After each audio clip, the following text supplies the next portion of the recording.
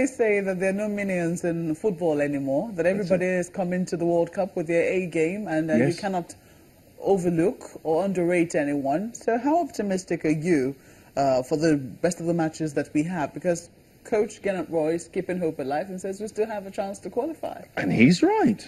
We have Argentina, and as I've said before, we know Argentina very well. I'm not saying we're definitely going to go out there and luck is going to, or God is going to change things. And no, the boys have got to work hard. They've seen what it's like to be playing in the World Cup, and this is the biggest stage, as we keep on saying. It's not like playing in the English Premier League. It's a different ball game completely. The feeling when you go out there for the first time in the World Cup is phenomenal. And I only know because I was never been privileged to play in the World Cup, but to go to so many of the World Cups. And of course, we've got Iceland, which I think everybody's seeing are prepared. So I was just wondering, though, please on the lighter side, how seriously do you take the psychics, all those psychic pig, the psychic this, and you know, a lot of Nigerians are saying, well, but some pig predicted we were going to be in the semi-finals. Is that still something that you're saying from what we've seen so far? Well, you know, I mean, we accept it and let it go, but you know, tongue-in-cheek. You know, tongue-in-cheek, very much tongue-in-cheek. You just say, yes, okay, that's great. I mean, if we beat Argentina, everybody's going to say, well, I saw it coming. I knew we were going to beat Argentina. Lionel Messi, it doesn't matter. We're still going to beat him. You have to, when you cross that white line, it's all about the team. And there's no luck, there's no pigs, there's no pastas, there's no nothing. You are on your own. You've got to make it happen. And all around the world, when football starts, that's when it all begins.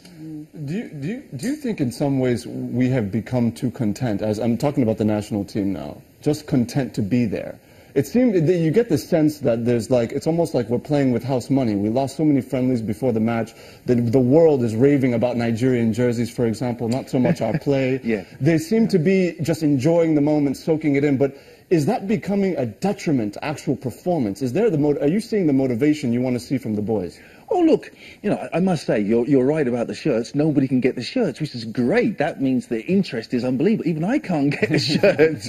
I mean, that's great. But when we come back home, we're saying to ourselves, you know, I've got to be very careful here of what I'm saying. I think that the priority is on winning the World Cup. That is our priority. It's nobody's going to say you've done fantastically well to qualify. No, not anymore. Nigeria, we always qualify. Should be no issues there. But I think that all the paraphernalia which goes around the World Cup has been very exciting. How are we going to go there? This, that.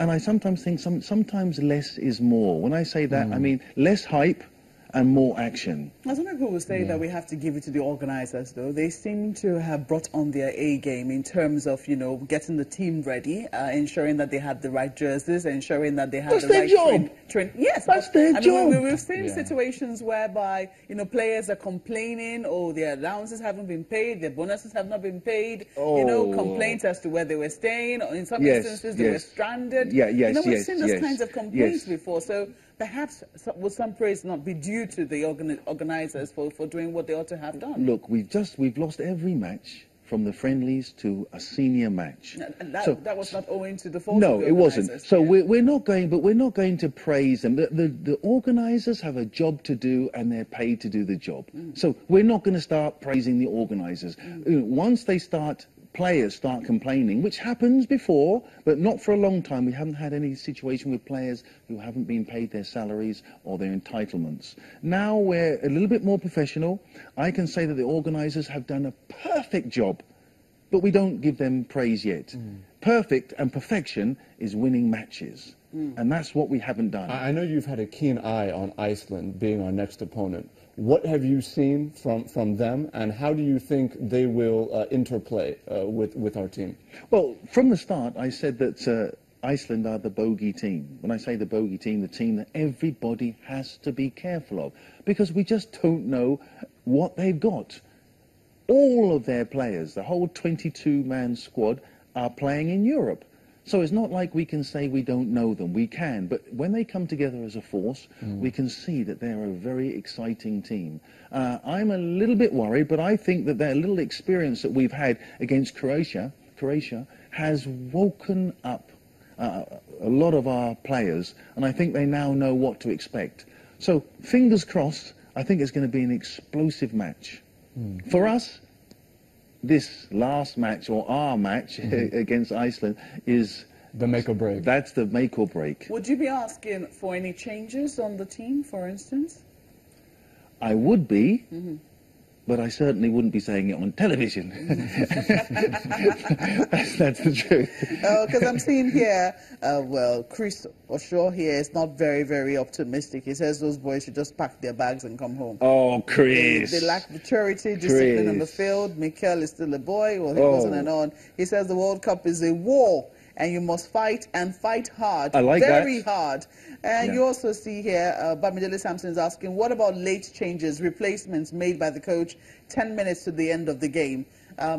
Well, there's no need. I mean, you're not going to score a goal or concede really 10 minutes towards the end of the game. The game is already finished. So, you know, I wouldn't say, Chris, I would say that's a little bit down. We don't want to have that sort of spirit. We want to be positive. You know, game of football is about winning and losing. You must get used to that. Sometimes you'll win, sometimes you'll lose. We might, and I hope we spring off a wonderful surprise and beat Iceland. Then what, Chris, what are you going to say then? Who is it then? You know? So please, let's have faith. Let's have confidence, and even if we don't, we want to stay together as a team. That's what we all are. When you're watching football, you'll become a team member, a family member, and that's what it's all about. Well, how difficult was it for you to get a Nigerian jersey? Were you able to get one? I didn't get one, but I cannot get one. So anybody out there who's got a jersey, please let me know. Is this a fake one then? This is a fake one. Thank you very much for spoiling my day. Yeah, this is not me. This is someone who heard you say how difficult. That's what you said. Thank you, guys. Thank you. But we have to say thank you most kindly for coming on Sunrise Daily. John Fashanu is a former Nigerian professional footballer.